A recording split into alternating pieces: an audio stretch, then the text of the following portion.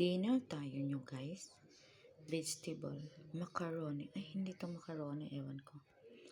Basta noodles to. Pasta noodles. Yan. With bacon, ham, and sausage. And then, mixed vegetables. And then, spinach. Yan.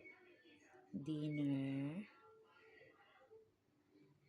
Para hindi masyadong mataba, huwag magkain ng rice.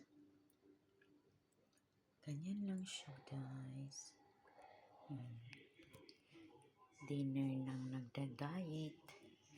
Diet kasi yung amo ko, kaya diet din ako.